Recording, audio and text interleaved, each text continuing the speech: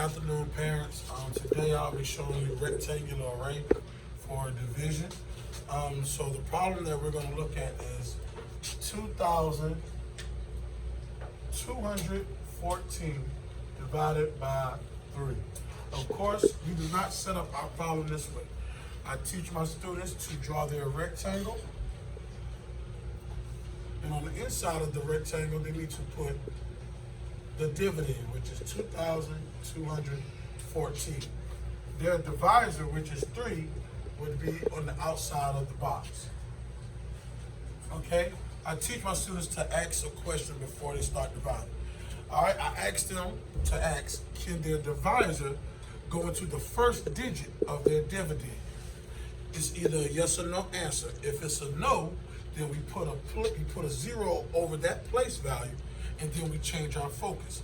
So in this problem, 2,214 divided by 3, the question that they asked is, can 3 go into 2? They would say no. So they would put a 0 over that place value. Now we need to change the focus. The focus would now be 22. I asked my students, can 3 go into 22? They would say yes. I would ask them how many times. They would look in their 3 timetables, that's what they would make reference to, and they would say, oh, 3 can go into 22 7 times. Now, this digit is also in the hundredths place. So that means this digit needs to be in expanded form up to the hundredths place. So I need to add my zeros, okay? Now, I just divided. My second step is to multiply. 700 times 3. 700 times 3 would give me 2,100. Okay? Now I need to subtract. 4 minus 0 is 4. 1 minus 0 is 1. 2 minus 1 is 1. 2 minus 2 is 0. I now have my partial quotient here. Now, in traditional, we would bring down our number. But in rectangular array, we're going to take our number and bring it over. So we draw us another box. And remember, our quotient is going to be in expanded form. So in expanded form, our students know that it's 700 plus whatever your next digit or place value that's going to be. All right, so we bring over 114, and we're starting our steps all over again. We ask the question this time, can 3 go into 1? My students would say, no, you cannot. So they would put a 0. They now need to change the focus. The focus would now be, can 3 go into 11? My class would say, yes.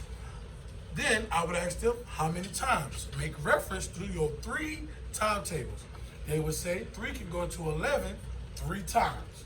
So I would place my 3 on top of the second one, which is in the tens place. But we have to remember, we're doing this in expanded form. We are now in the tens place. So therefore, I need to add my 0.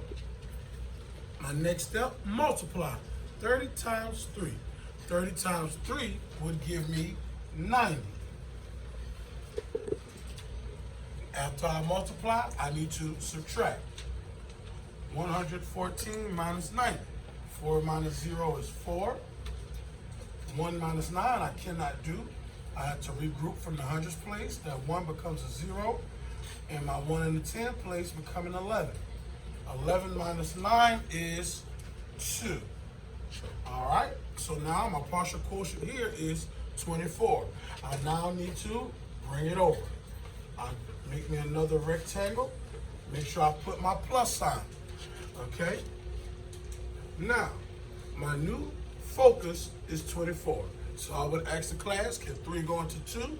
Of course, they would say no. So they would put the 0 exactly over the 2 in the tens place. Then I would ask them, they would change their focus. Can 3 go into 24? They would definitely say yes. I would say make reference to your 3 timetables. How many times can 3 go into 24? 8. Okay? After we divide, we now need to multiply. 8 times 3 is 24. 24 minus 24 is 0. So our answer, once we put it in standard form, would be 738. Okay? 738. Now, to see if your answer is correct, we check by multiplying our quotient times our divisor, which is 3.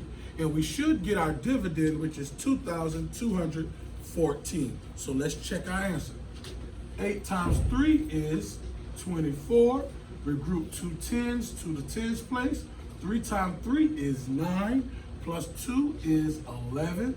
We group my 10 to the hundreds place. I multiply 7 times 3, which gives me 21. Plus 1 more is 22, which is 2,214. My dividend is 2,214. Therefore, the answer to my division problem is 738. Parents, here's my video on rectangular array of division. And as my kids say, click the subscribe button on the low. Thank you.